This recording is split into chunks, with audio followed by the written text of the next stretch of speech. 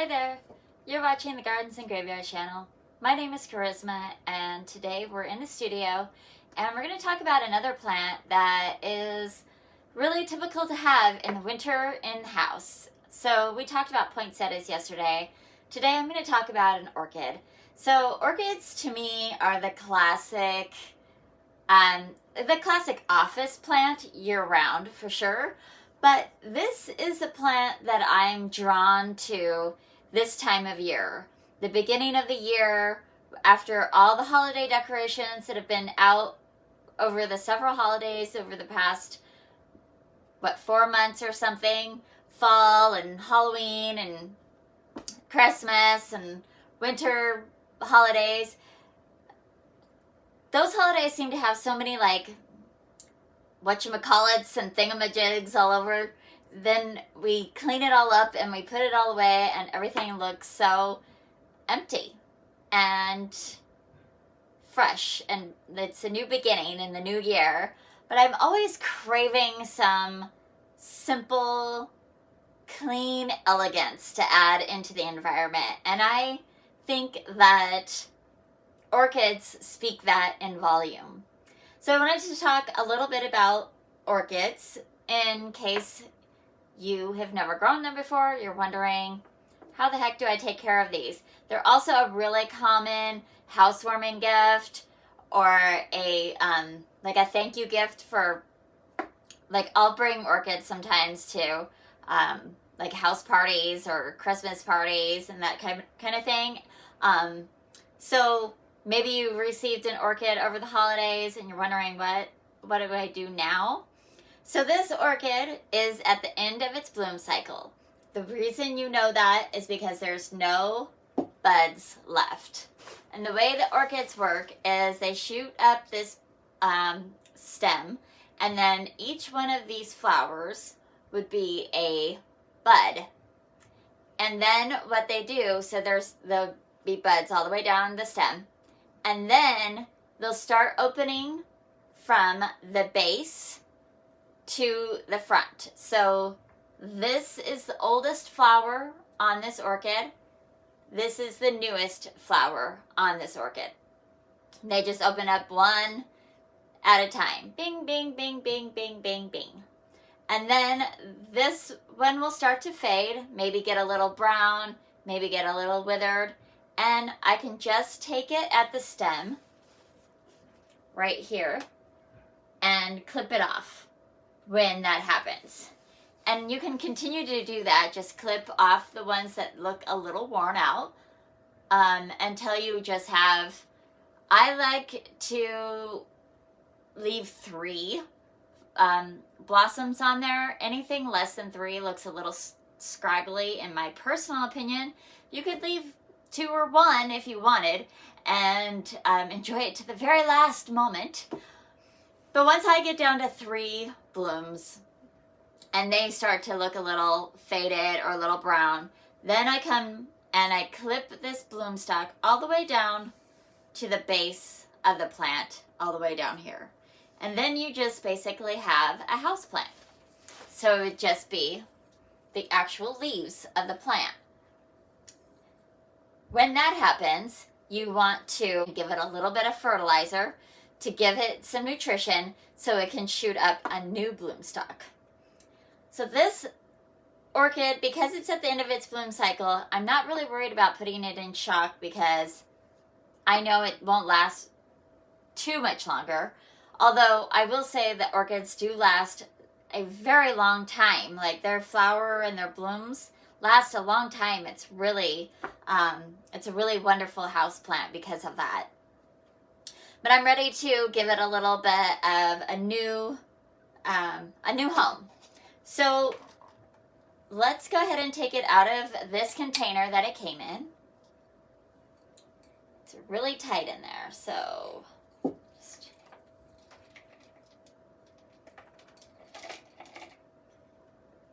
this is what it looks like without any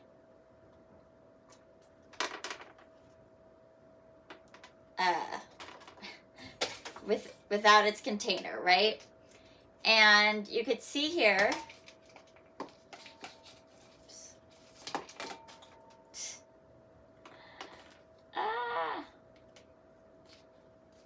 can see inside there that there's just like a kind of a barky medium.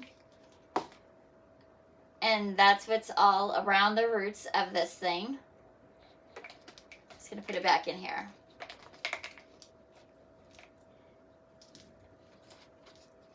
Orchids really like to live in tight spaces. This one could probably be upped a little bit, but for now I'm gonna leave it in here for the purpose of this video. I just wanted to show you. You could certainly knock off all this bark and put it in different growing medium. You can use a cactus mix. You could use an orchid mix, which would be most ideal. It's usually some sort of like a bark, and it's chunky and it's super, you know, water drains right through it. But because it's wood, it holds a little tiny bit of moisture. You could also grow them straight in sphagnum moss, which is also a great option.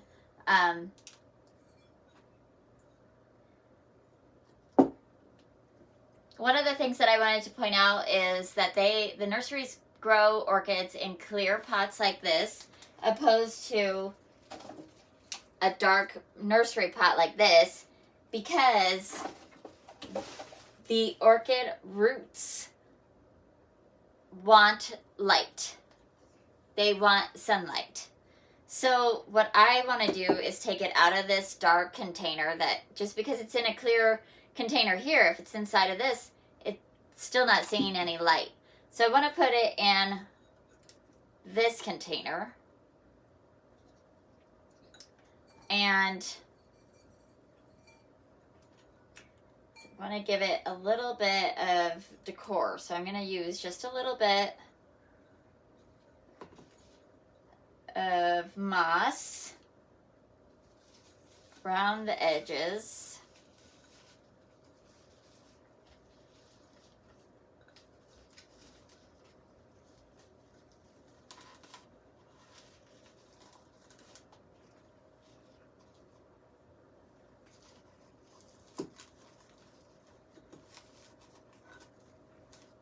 Okay, just gonna snug it down in there.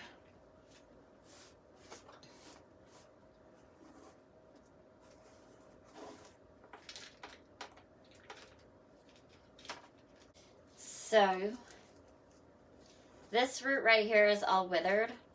I'm actually just going to cut it off.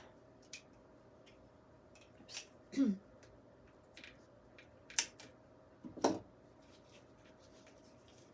it out of there. All right. And just add some bark back in there.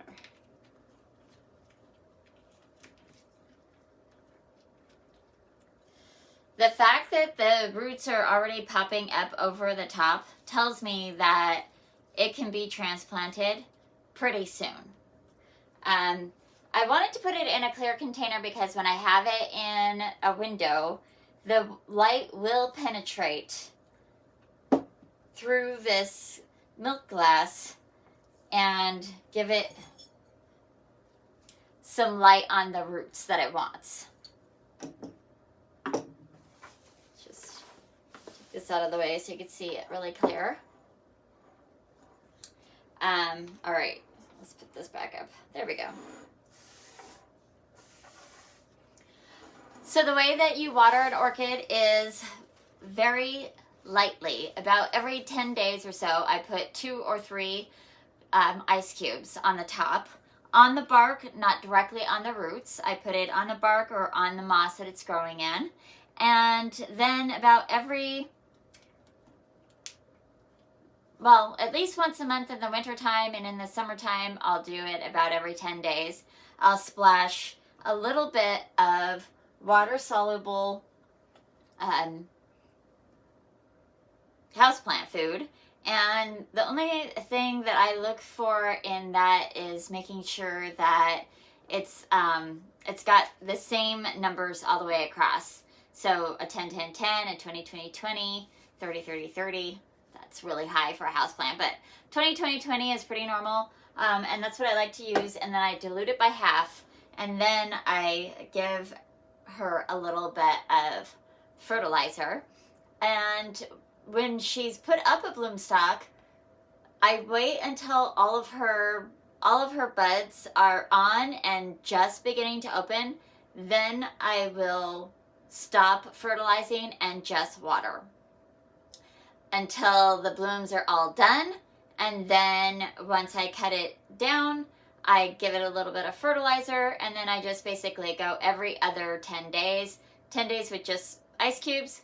The next 10 days we'll get fertilizer. The next 10 days we'll get ice cubes. And what you really just want to do is make sure that the roots don't dry out and that it gets plenty of indirect sunlight, or artificial light works pretty well as well. They respond pretty well to artificial light. What else do I want to say about orchids? Moss. Orchids are super easy to take care of. They don't require a lot of maintenance or a lot of fussiness, even as delicate as they look. They're really resilient and easy to care for. One way that it helps me to think about how to care for my orchid, as far as keeping it in a container where its roots are kind of root bound and it doesn't have any like heavy soil around its roots, is by remembering that in nature an orchid will grow in the crotch of a tree. So where a branch and either another branch or the trunk of the tree right here where my elbows are touching, that would be called a crotch in a tree. And so you imagine that, you know, a little bit of water might pool in there and then drain out, right? This is exactly where an orchid wants to live in the wild. So she just always wants a little bit of moisture, just sort of gently massaging her roots. The other place that you might find orchids, different varieties of orchids growing, is on the banks of a stream. Again, where there's just constant running water through her roots. And so it wants to be consistently moist all the time. It does not want to be dried out, but it does not want to sit in any water whatsoever, because it will rot. And that's when you see the leaves turn yellow and get like mushy. That's probably because it's got too much water. So yeah, I hope that gives you a little bit of an idea on how to care for your orchids. And I hope that you aren't intimidated to take care of an orchid. And I know it was intimidating to me at first. I thought they were going to be really delicate, and they're not. They're really easy. So I hope you enjoyed this, and I hope you're celebrating your life, and I will see you in the next video. Bye.